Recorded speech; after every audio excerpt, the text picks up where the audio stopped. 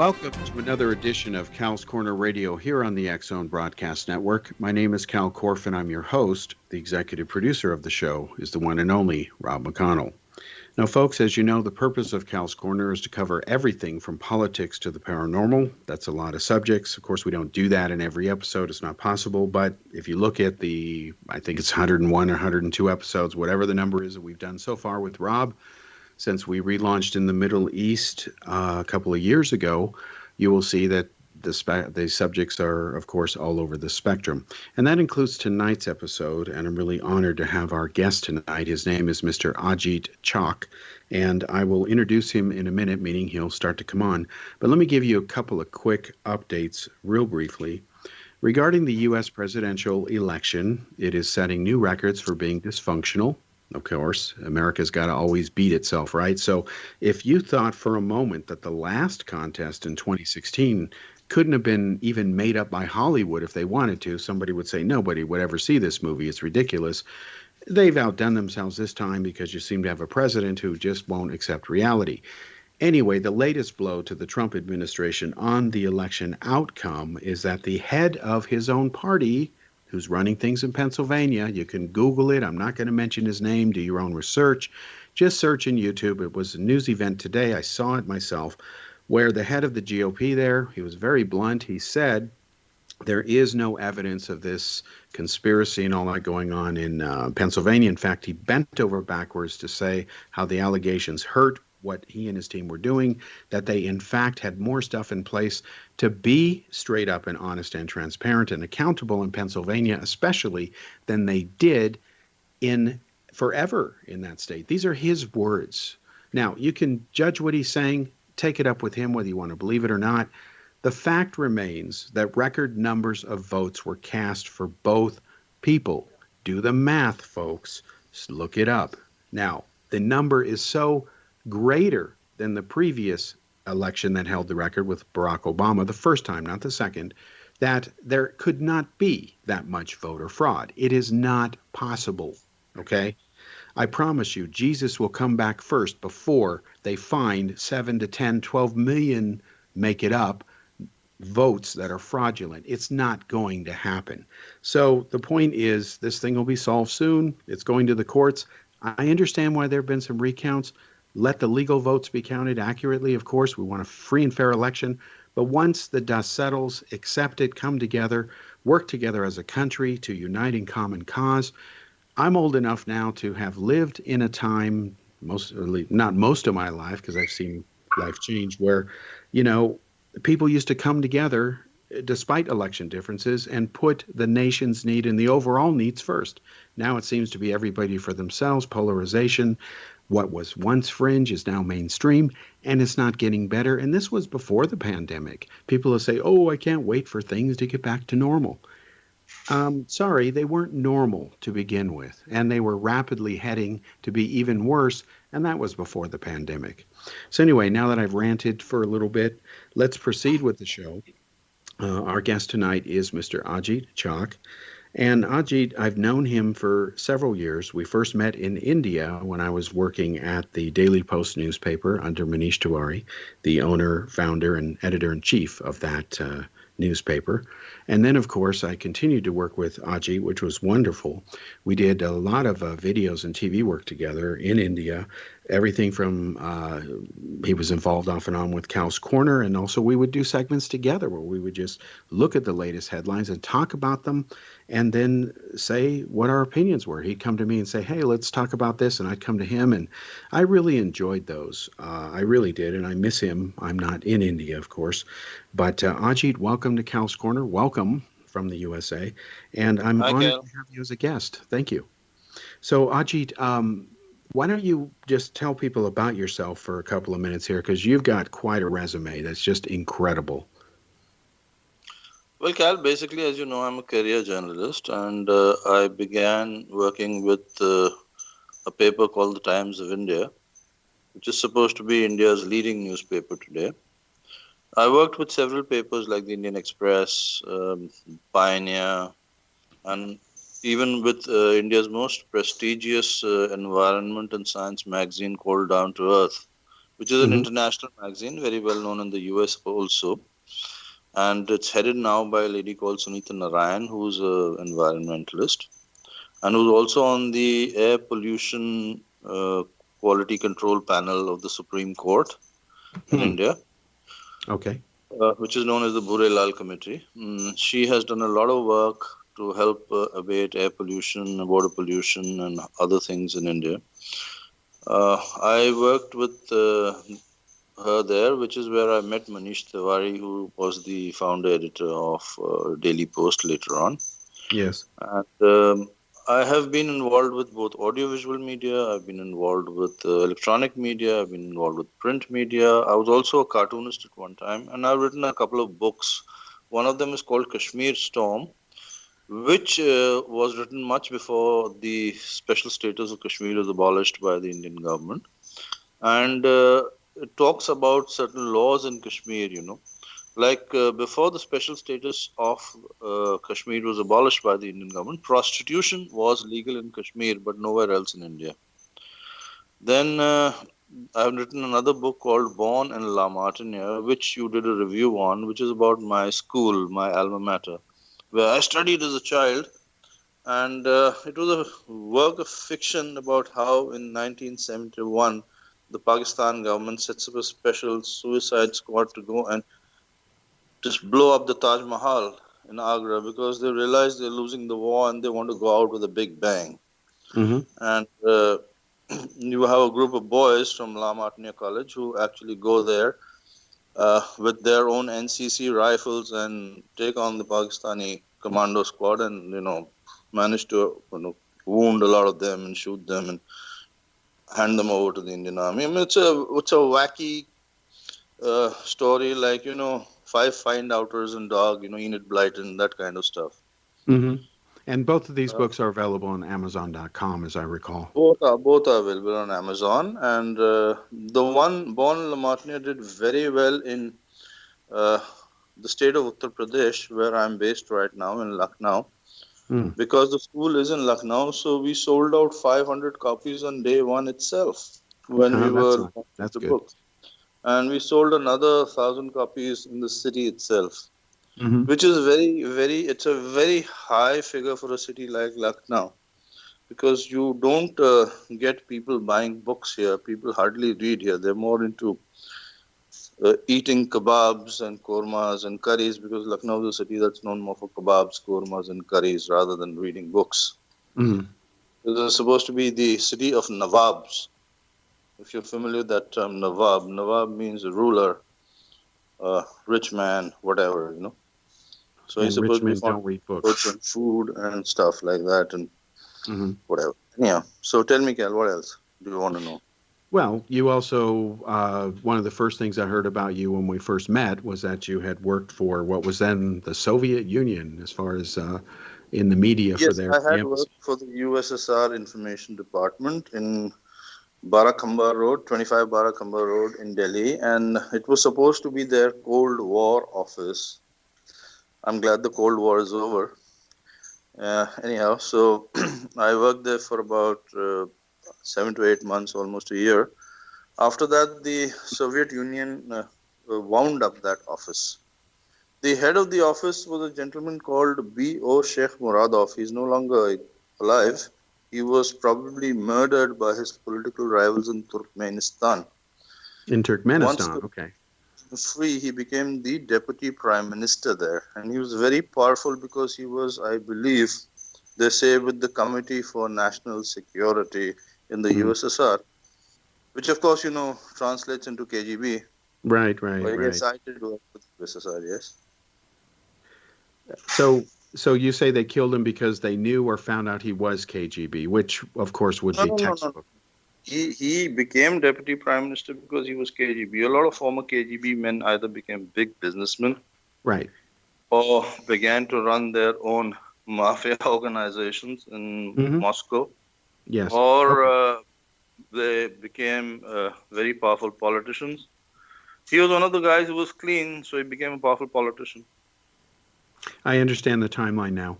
But Yeah. there was obviously a clash of interests, political interests there. So I think the prime minister must have got him killed because he disappeared. Mm. His wife filed several complaints. He just disappeared, and people disappear, as you know, in well, the Eastern Bloc, as they say. Yeah, they do. And I assume today, this is the first I'm hearing of it, but I assume today that he's never been found. No, he's never been found. In fact, there were rumors that he died in prison. But so a lot of stuff can be traced on the internet, and that's about it. Hmm. You remind me of what you said reminds me of something that a lot of people don't know in the USA.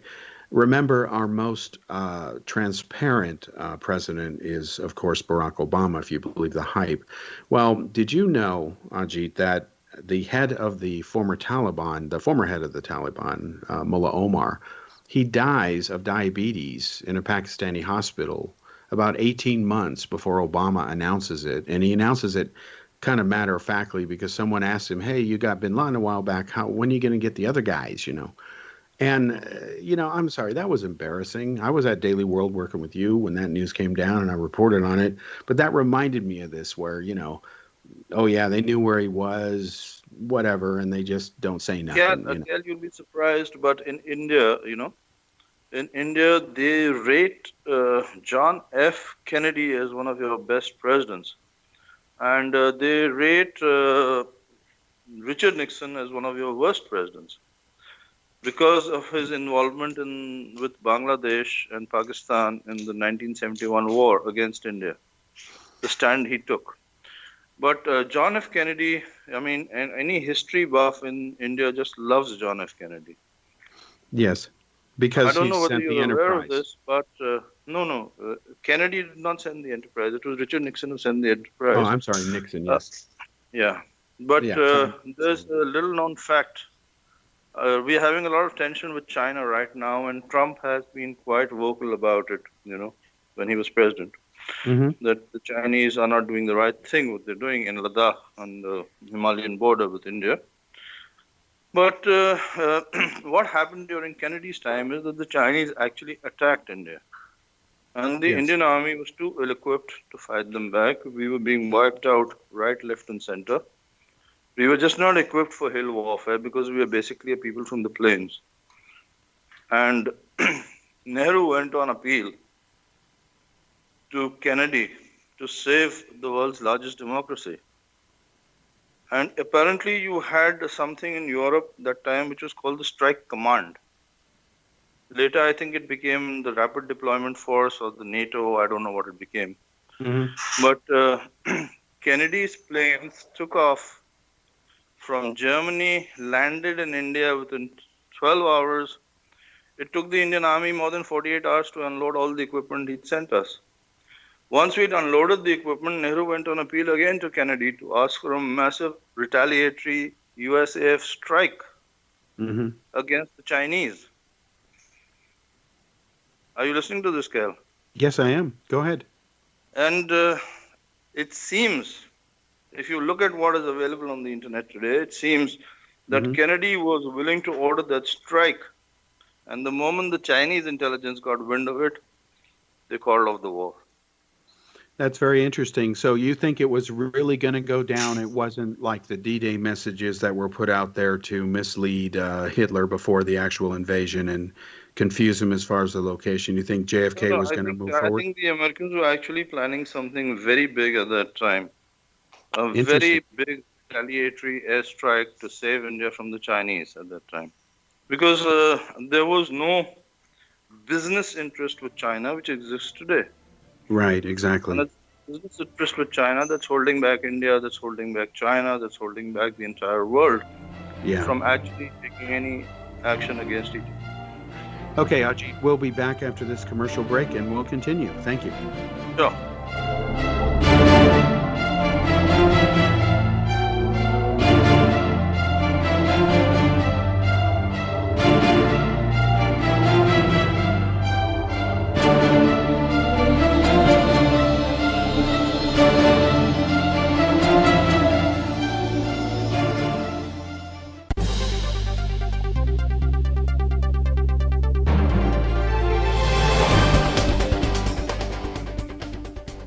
Welcome back to the second segment here on Cal's Corner Radio on the X Zone Broadcast Network. My name is Kal Korff, and I'm your host. The executive producer of the show is Rob McConnell. Our special guest for this episode is Mr. Ajit Chak, who is joining us from India. And Ajit, you're in Delhi at the moment, yes? Or no, I'm in Lucknow? Lucknow at the moment. Lucknow, sorry about that. Okay. Ajit was telling us in the last part before the break about what happened with President John F. Kennedy of the United States in the early 60s in a war that had broken out when China, communist China, let's be blunt, invaded India for no valid reason. Communists do that. History has proven it. I'm not being propagandist. You can just look it up. In fact, why don't you open up anybody who thinks that communism is okay or it's just a form of socialism, why don't you open up the Guinness Book of World Records? It's in there. I remember seeing it from high school, and it hasn't changed. It's gotten worse. Open up Guinness Book of World Records and look up genocide, mass murderers, and you will see a very familiar pattern there, folks. The Communist Party, communism, is responsible for more deaths in this world than any other political system in history, believe it or not. And Stalin killed at least twice as many people as Hitler did. And of course, Mao holds the record. There may be as many as 200 million people may have killed. We know it's at least around 100 million. Nobody knows for sure because nobody cared enough to count the bodies. Then, of course, you have Pol Pot in there. Hitler is not number one. In fact, he gets all the publicity, but, he's what, 4 or 5 or something like that. Anyway, Ajit, you were telling us about what Kennedy had done, and you mentioned a very interesting point before the break, that these countries have such a serious business tie with communist China that is holding them back. Now, let's take it from there. And first of all, how has it been ever since this problem? It's almost a year now broke out when, let's be blunt, there's no apologizing for this. They knew when they let these people travel outside China, they even encouraged global travel, that they were sending out infected people. It was literally a biological attack in the sense of they knew what they were doing. Let's be blunt. You can't send out infected people and say, well, I didn't know. To use an analogy, that's like sending out a suicide bomber and saying, well, I didn't know what was in his backpack. Well, yeah, you did. So how has it been in India? I only know the news reports and some reports from friends, but you're there, ground zero. What the hell has it been like? Don't mince any words. Well, India was hit hard. India has been hit hard by this COVID thing.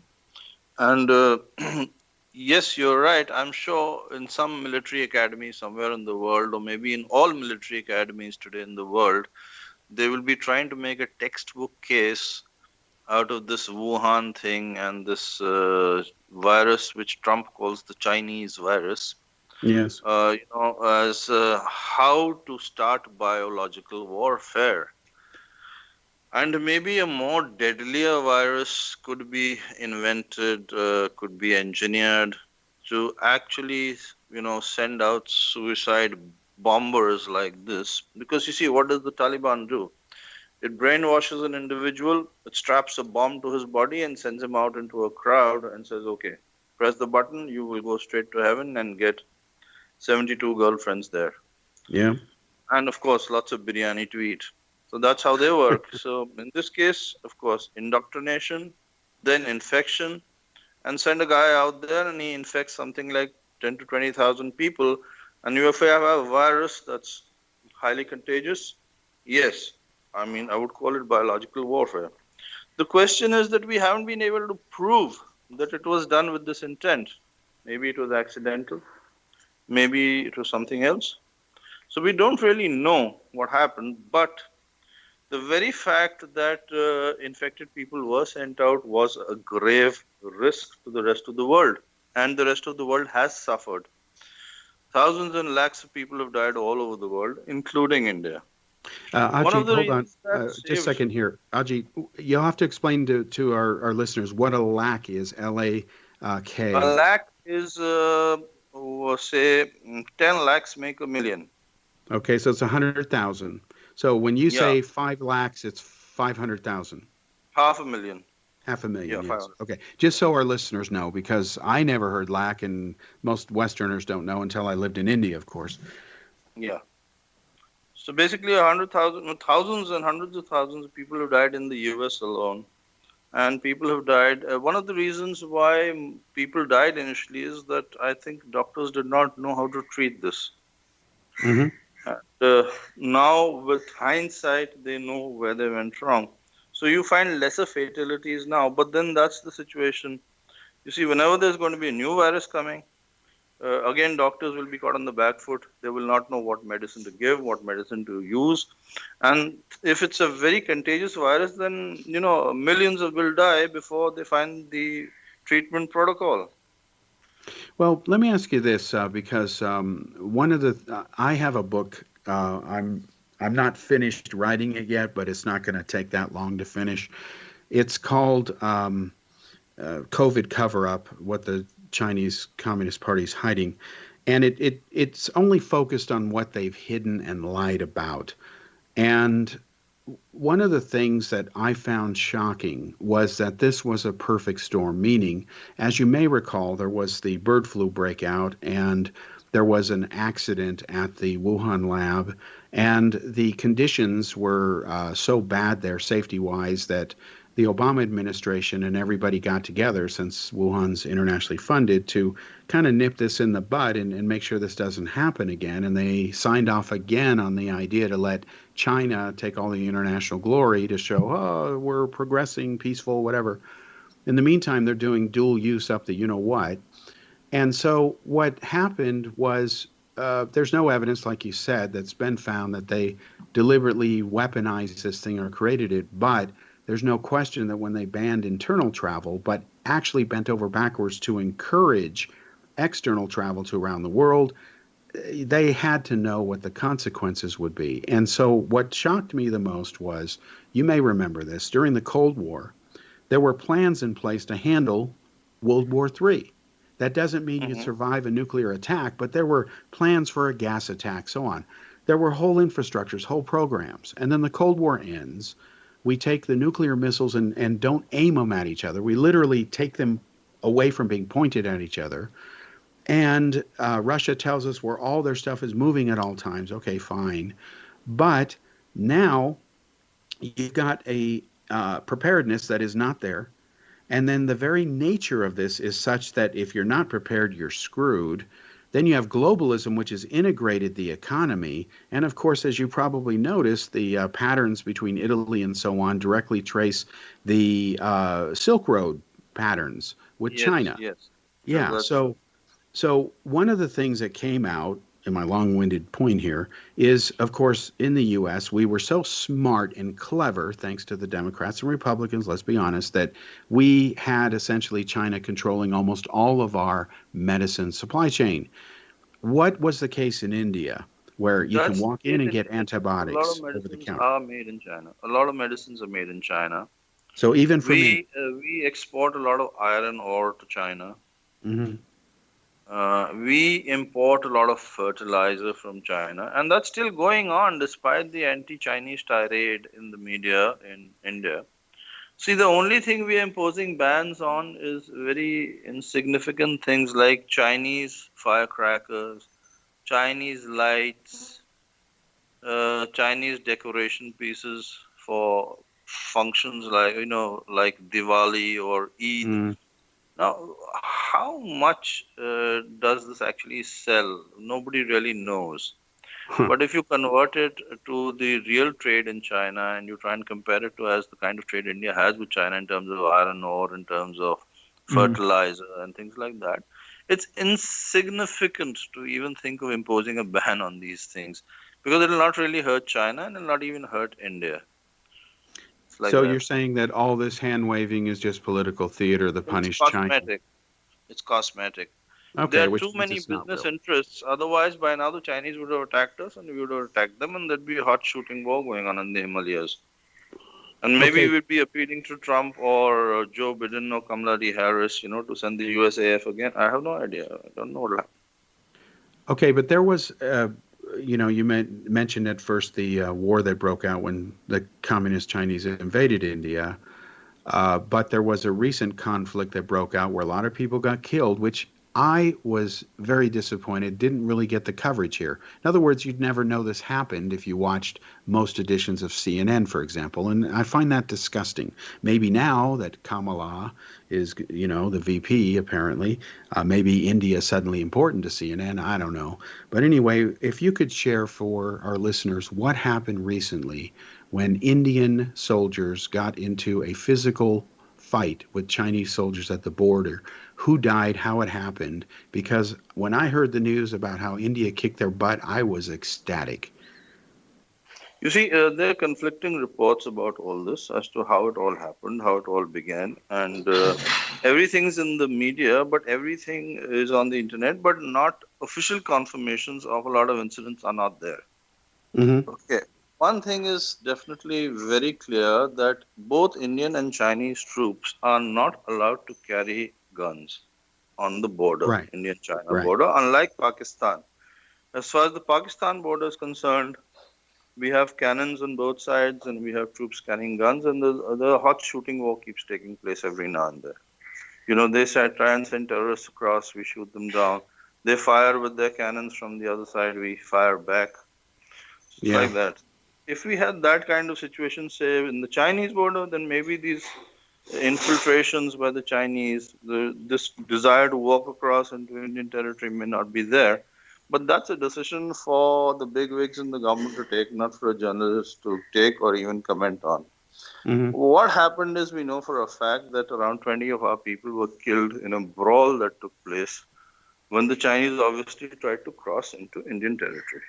And they Mm-hmm. also killed a colonel of the Indian army there. Yes. Right. We don't Yes. know how many Chinese died, but we assume that almost twice the number of Chinese died. Yes, I've heard it's about twice, yes. Yeah. But the Chinese have never, even though there has been some images, some satellite footage, or something or the other, but the Chinese have never actually officially acknowledged this. Unlike India, India has officially acknowledged the death of the soldiers. So one thing is true that if it was still the situation say, in the 1960s where China was not an industrial complex supplying goods to the entire world. Mm-hmm. Probably by now the entire world would have, you know, decided that's enough is enough. It's time we taught the Chinese a lesson. Mm-hmm. But because of these numerous business interests and trade ties, and the world is to blame. Europe is to blame. America is to blame. India is to blame for allowing organizations like the WTO to destroy their own industrial base and Yeah. shift all dependence on China. Now they're Yes. trying to pull out of it. Now they're trying to pull out of it by encouraging industry to migrate to Cambodia, to Vietnam, to Thailand, to Burma, to Bangladesh, to India. They're trying to do their level best to get industry over here. But we have certain issues. You see, being a democracy, you have to have labor laws and labor rights. Yes. Now, in China, there's no such thing as labor laws or labor rights or a minimum wage act or minimum Right. salaries. Right. If you were to pay Chinese labor the kind of money that a plumber or an electrician gets, say, in Canada, which works out to almost a couple of $100 an hour, right? There is Mm-hmm. no way the Chinese can sell their products so cheaply all over the world, Right. Right. right?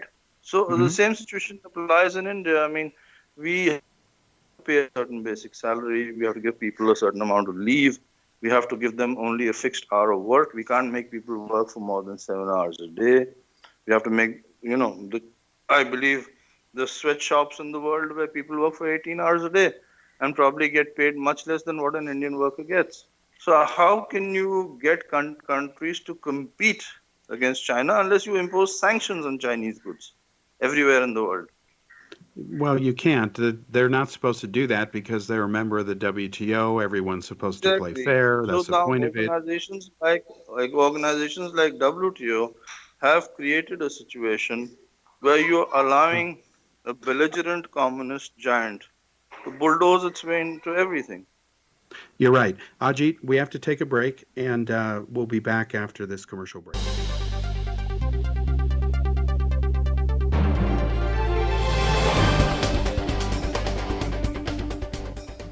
Welcome back to the third segment here on Cal's Corner Radio and the X Zone Broadcast Network. My name is Kal Korff, and I'm your host. The executive producer of the show is Rob McConnell. And our special guest tonight is Mr. Ajit Chak, who is joining us from Lucknow, India, where it is 13.5 hours. Yes, 13 and a half hours ahead of where I am, at least. And India has one time zone, God bless them. But they have this 30-minute thingy that goes on, and I don't understand it, but oh well. But yeah, one time zone. Very easy to keep track of what time zone you're in India, unlike Russia.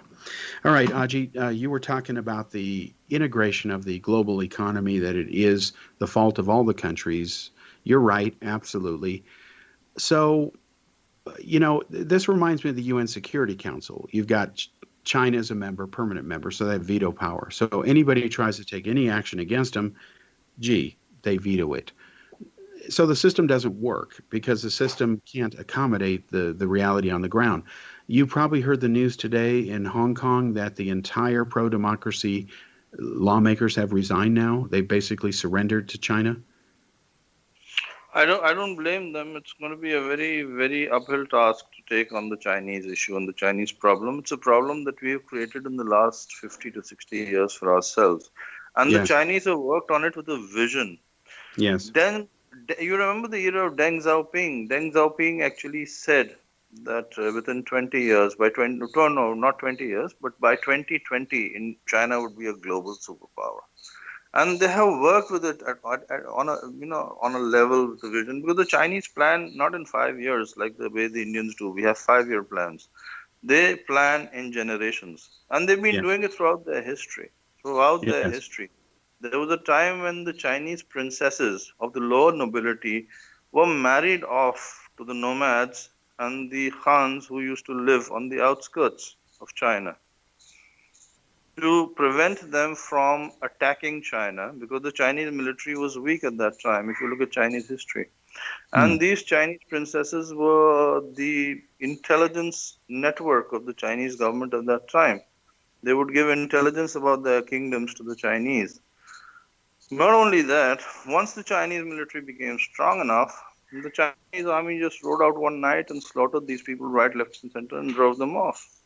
So that's Chinese history. They plan in generations. They don't plan in this thing. Europeans, Indians, Americans, we plan in years. Now that's the basic mistake we make when it comes to planning for a nation. In a nation, you can't build a nation in 5 years. It takes generations to build a nation. As a democracy, we've become so vibrant. As a nation, India has become very different to what India was 30 years back. I mean, an average Indian would spend almost 90% of his salary on basic necessities in the 1990s. Hmm. Today, that same Indian has a corpus, he has savings. But with COVID, with this Chinese virus that came into India, the economy has been shattered. The lockdown has broken our back because we are basically a service economy. We're not a manufacturing economy. We Hmm. have, you know, millions of people from different states working in other states in various levels. A computer engineer, for example, could be from, say, Lucknow, Uttar Pradesh, and he may be working in a city called Chennai or Bengaluru or in Gurgaon, which is, something like 700 kilometers away to 1500 kilometers away from his hometown. Hmm. The same Yes. applies to uneducated people or semi skilled labor, factory hands. You have something like almost 20 to 30 million people from Uttar Pradesh and Bihar working in Punjab, working in other states, Maharashtra, in Gujarat, which is highly industrialized, as industrial hands or workers or farm hands, even for that matter, in Punjab. So you have to keep these things in mind, that COVID and its lockdown impacted us more than anybody else in the world. The biggest hit, Cal, was the media. You see, media depends on industry for support to print its newspapers because they need advertisements. Okay, Yes. Yes. the production of a newspaper or the running of a TV channel is subsidized virtually by industry. Mm-hmm. Yes. Without industry making profits, huge profits, and giving off that money to the newspaper or the channels will close down or they'll not be in a position to pay salaries. Thousands and thousands of journalists all over India have lost their jobs, or even if they have their jobs, they're working for 30% or 20% of the kind of money they were getting, say, a year back. Mm-hmm. I understand. Now, and what about those who suddenly, and I'm not talking about small newspapers, I'm talking about big newspapers like the Hindustan Times, the Times of India, the Mm-hmm. Indian Express. A lot of people have lost jobs. The small newspapers, some have folded up. A lot of cost cutting has taken place. A lot of channels have closed down. A lot of channels are not paying their staff because they're not in a position to do so because there's no money coming in from anywhere. Yeah. Advertisement agencies are not being able to pay their staff full salaries. Situation's improving now, but even now there are millions of unemployed people on the streets of India. Now, when you say Especially millions, the uh, tourism sector, the mhm. hospitality sector, it's been wiped out completely. This year, right now it's winter in India. Agra, cities like Agra, Jaipur, Yes. Rajasthan, they would have been full of foreign tourists, coming there and Right. spending money, giving people jobs. The hotels would have been full of this thing. People would have been cooking and selling food to them. Things would have been taking place. Mm-hmm. Nothing is happening there right now. Nothing. And most people are totally dependent on these because the social security network is still very poor in India. In the America, they had this one so-called stimulus. They're debating whether throwing more crumbs to the people. Is there anything at all going on from the Modi government similar to a stimulus, or at least something planned now that everything's spiking Well, they again? have various stimulants, but the thing is that you see, India is not a rich country, and so basically they have to depend on the banking system and public funds because the government doesn't have spare cash with it to go around putting into welfare schemes. So they have come up with various plans like they will give you a soft loan to start a small industry of your own, to start a manufacturing unit of your own. They're Mm-hmm. trying to handle what's called the supply side of it. But how do you create demand? You see, I may produce, say, 1,000 scooters every day. Mm-hmm. But Mm-hmm. how do I sell my scooters if there's no money in the market? So they have to look at the demand side of things, how to create demand Yeah. also. The largest employers in the rural sector, it's agriculture in India, and in the urban sector, it's the real estate sector. The Mm-hmm. real estate, construction, all these things are very labor intensive. They Right. require human labor. The technology levels are very low compared to the kind of technologies that are used globally right now to make buildings and things of that sort. So these sectors have been hurt very badly by COVID. That is one of the biggest problems here. Or What? take for that matter, take the media for that matter. I'm myself without a job, ever since this COVID thing has come up. Well, I think it's terrible to hear this, of course, and we're friends, and I absolutely feel for you. Over where I've been, for example, 80% of the jobs have been wiped out. 80%. Okay. Not exaggerating. And of course, things are spiking again. And they started spiking after Trump started holding his rallies. They've traced it to that. And they've actually found the DNA in the labs to say, yes, it was this event, super spreader. And the other thing was the governor, in his infinite wisdom, decided to no longer enforce a limit of 50 people gathering. Up to 250 was okay. No, it wasn't okay. 5 times 50 is 250, and it goes exponentially. So now, of course, you've So got they've done schools the shutting same thing. down. They have done the same thing in this thing in India. Hmm. They have done the same thing.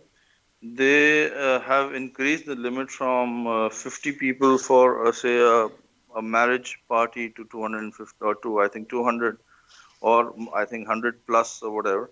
But what happens is that we have a very bureaucratic system in India. So people use loopholes in that system to get around the law. For example, if you have a hotel which has 4 banquet halls and you have a limit on, say, you can only call 100 guests for one banquet, then 4 people in that family who's holding that banquet will go and book 4 banquets of 100 people each in 4 different names. And then they'll have 400 people attending that banquet. So that banquet becomes a super spreader in the local area. Uh, yeah, it's maddening because I have And you see, no. the problem is that the media can't report. The media can't report. The media is very weak right now. The media is on a back foot. The media is doing exactly what the government wants it to do because they're now totally dependent on government revenue and government ads to But get their papers and their channels running because nothing but is coming in from the private sector right now. okay, not disputing any of that. You are absolutely right. But let's say that money wasn't a problem. The media was reporting on this as best as they could. Everything. I think the bigger problem is, at least from my view and my interactions with people daily, and I have these conversations probably like you do every day with people. It's like there's record numbers of people for modern time, 21st century, high tech, whatever, that just don't believe in science. It's beyond not thinking critically. It's beyond believing in some religion or superstition. It is to the point where people are saying, well, a mask doesn't, do anything, or gee, it's a fake. One guy told me to watch out for these conspiracy nuts because they're crazy. And then he Mm-hmm. whispers to me and tells me that this thing that I should not have 5G because that caused the virus because they were testing it in Wuhan. Oh my God! So he didn't even know he was worse than one of these conspiracy nuts, and he's No, we warning have you about the other we have ones. we have the same issues in India. We have the same issues in India, and the surprising part is that you will have a engineer or a software expert or a person who's got a doctorate in literature or science or whatever Hmm. actually turn around and say this that people who are highly educated who have very fancy degrees are actually saying believe in this kind of bullshit. But Yeah. ground reality is tough here right now, Cal. COVID and this coronavirus thing have caused a lot of upheaval, a lot of upset, a lot of people on the verge of starvation. A lot of people are hungry. The government is trying its level best, especially the Yogi Adityanath government is trying to do a lot.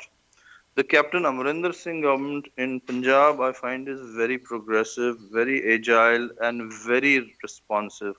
They're Mm. trying their level best. The kind of bureaucrats he has are probably the best in India right now, in the entire country. Punjab. And yeah, Punjab. Okay. Even our chief minister in UP is extremely concerned about what's happening, but then the things are bad. Take me, for Yeah. example, I'm just one of the media men who lost his job. Somebody's wife is running a beauty parlor now, trying to, make some money for her husband to run, keep the family together. My wife cooks and sells food. I mean, I have to package kebabs and deliver them to people's homes to run my house right now because there's no money coming in from anywhere. Oh, So gee, it's like that. If she didn't know how to cook food, and then probably I wouldn't be having food on my table right now because the thing could have got pretty bad. We even thought about selling our house. We could sell our house and move to a smaller house, and have some money. But because of this COVID, the real estate market is down in the dumps. hmm. Yeah. Yeah. Wow. And because of the real estate market, the real being down in the dumps, we can't even do that. So we have to do these kind of activities to sustain ourselves right now. And I don't I see the understand. situation. Ajit, we'll be back after this commercial break and we'll continue. Okay. Thank you. Okay.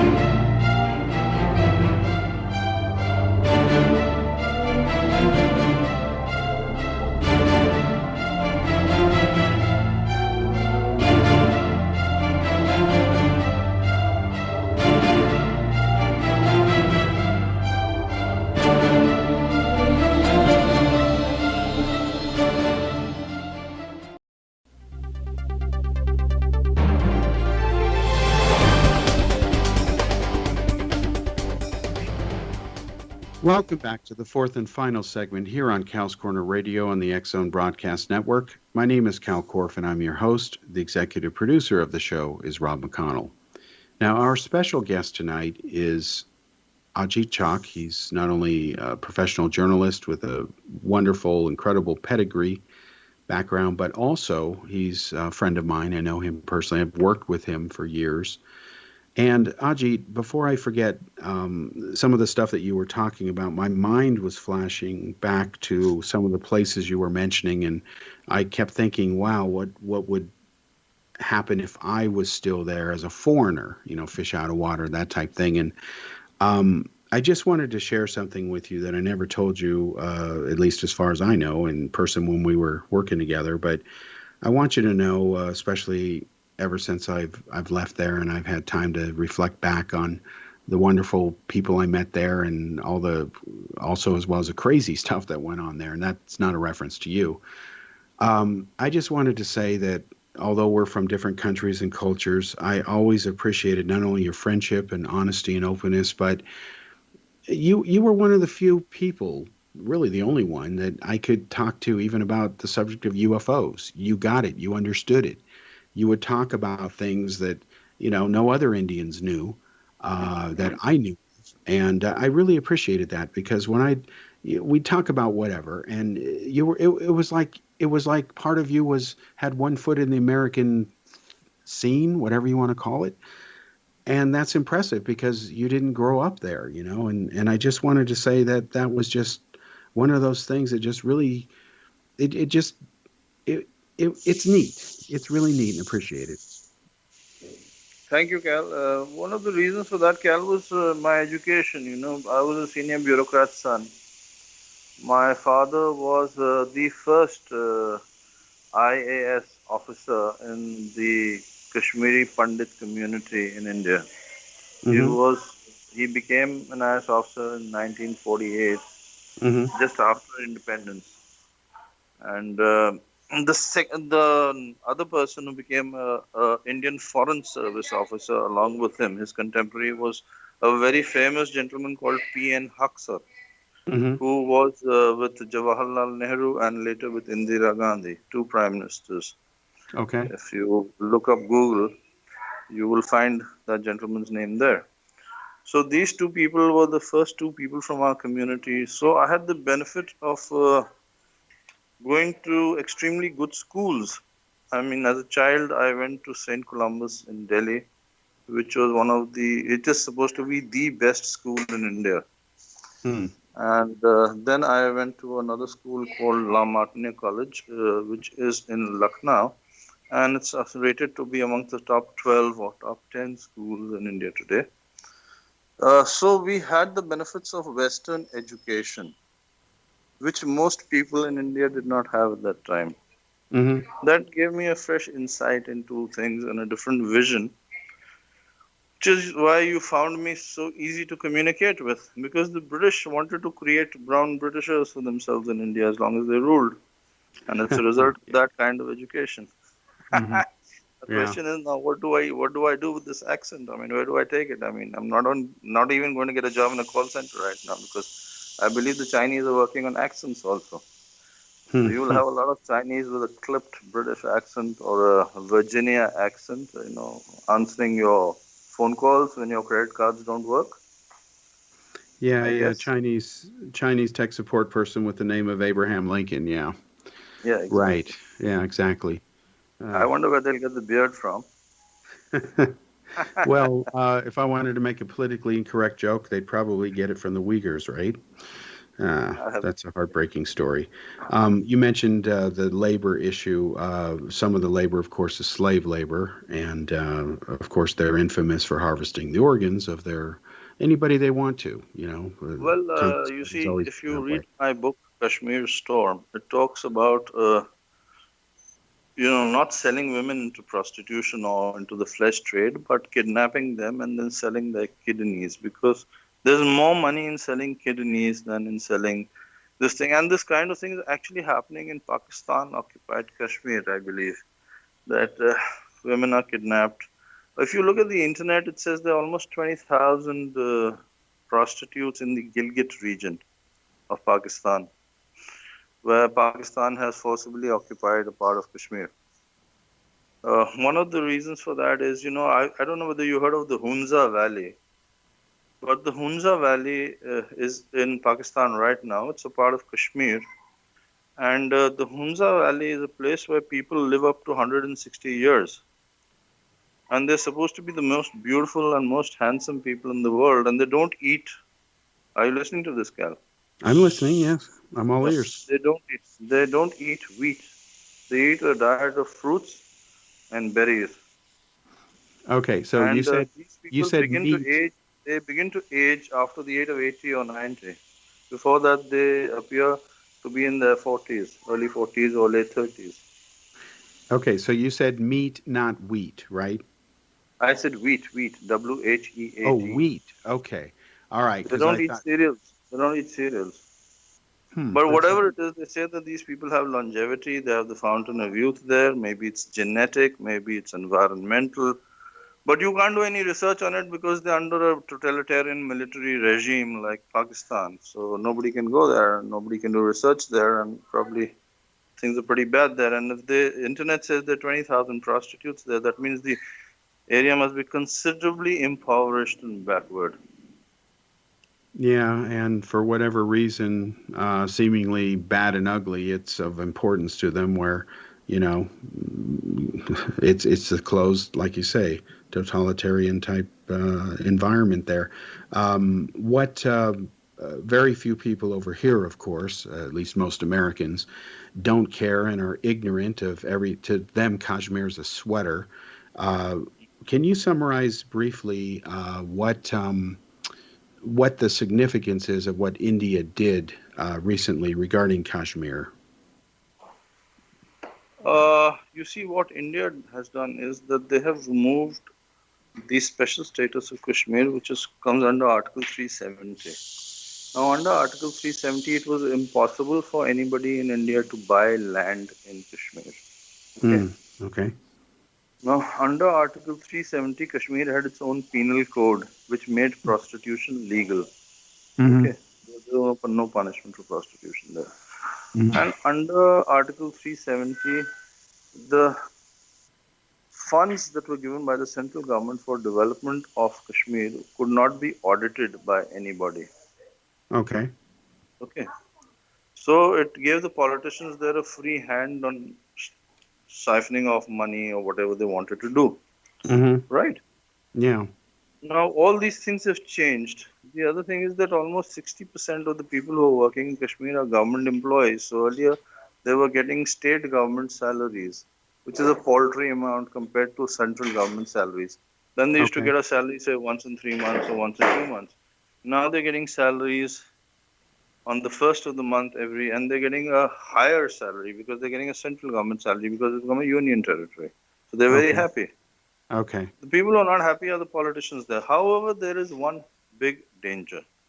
Mm-hmm. The one big danger is that by allowing anybody to buy land in Kashmir, you open up Kashmir to the fact that there are certain Wahhabi and radical elements sitting in certain parts of India, like Azamgarh, like Ghazipur in Uttar Pradesh, in parts of Bihar, who are very pro Pakistan in their thought process. Mm-hmm. Now, these elements could grab a lot of land in Kashmir, change the demography there, change the population there, and bring in more hardliners into Kashmir to create more problems for the government. So the government has to be very watchful of this. They Mm-hmm. will have to ensure that nobody with a criminal background or a suspicious political background is allowed to buy land in Kashmir. They will have to ensure that. They will have to come up with special laws to regulate that because if they free up everything, it's going to be a big mess out there. It's a Is very there sparsely populated state. is there a time frame that they roughly have in mind where they think they'll have this thing where they want it to be, which justified them going in there doing this in the first place? I can't say because I'm not in the government. But Mm-hmm. one thing is definite that they must be working on something. The Indian bureaucracy is very methodical on paper, The Hmm. other thing is delivery on the ground. Now, delivery on the ground is something that may or may not take place as per a timetable. Okay, Hmm. like that. Yeah, because in the few people that I was able to talk to about this, at least in liberal West Coast U.S., they were like, "Oh no, Pakistan's going to do this or that," and it's like, "No, they're not going to do anything. It's bluster. They're not going to do squat." And as far as I know, they haven't done anything major in See, the retaliation. Pakistani military has to justify its existence because I believe more than 65% of the budget of Pakistan goes to keeping the military there Hmm. in mink and in beer.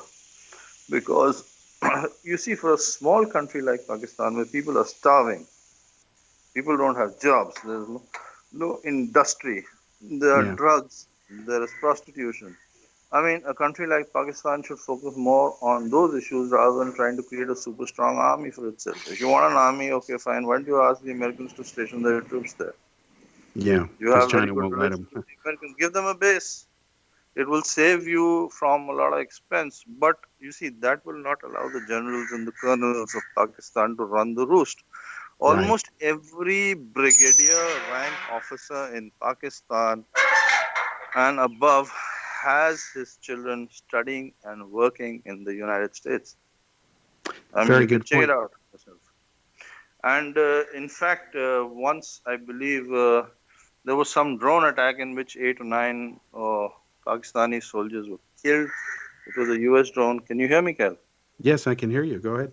So the drone attack took place, and at that time, the generals of Pakistan threatened that they would hit back at the US. So the joke in India was that they are waiting for their children to be provided nuclear bomb shelters in the US first. After that, they will nuke the US. Well, I hope that joke isn't literal, but I do understand the point. One of the things that surprised me years ago when I was taking the training with the Israeli counterintelligence stuff was that there is an agreement between Saudi Arabia and Pakistan for two nuclear bombs. That Pakistan has an agreement with Saudi Wahhabia that if the royals need a nuke on short notice, because of whatever reason, most likely Iran, Pakistan will give them one. Two of them, actually, as per the agreement. And the Saudis actually pay Pakistan a monthly, yearly fee to keep these things ready in the planes and all that. It was like, okay, I get it now. Because, of course, you may remember good old Dr. Khan. The Iranians had come there with him and said, hey, we just want to buy one from you. And he's like, no, we're not going to sell it, but we'll give you the means to make them. Here's some centrifuges. Yeah, that's true. Hmm. That's very true. Ajit, we have about a minute. Is there anything you want to end this with and share with anybody? Well, yeah, definitely. I hope you give my kebabs and kormas some publicity so that I can make some money out of that. The other Well, thing is, Cal, mhm. the two books that I wrote, Kashmir Storm and Born in Lamatnia, I think people should read them because they document a lot of contemporary Indian history as well. They may be fiction, but a lot of trends are clearly evident in both books, and I think people should read both of them. The one on La Martiniere, but that's based on a real incident, though, too, meaning Pakistan was going to destroy the Taj Mahal if they could, right? But they sent two bombers. They sent two Yeah. bombers to Agra. The planes actually delivered bombs very near the Taj Mahal, but the Hmm. bombs failed to explode because they were World War II vintage bombs. Ah, okay. Well, lucky for that, huh? That could have Lucky for been. that. Also, the thing is that the government actually plastered mud and sticks over the Taj Mahal and gave it a camouflage so that it could not be seen from the open sky. Yeah, At see, that most time, people don't. there was no satellite technology and there was no Google, so it was not Yeah. possible to target Taj Mahal so easily. But given a war today with Pakistan, I'm sure the ancient monuments of India will be major casualties, especially the Ram Mandir that they're building in Ayodhya. Could I be a major understand. casualty because you Ajit, see, that's the we only way for Pakistan to win the war. okay. Ajit, thank you. We've got to go. I appreciate it. We'll have you back on. God bless you, and we'll be in touch offline here Thank and you. independent of the show. Take care, my friend.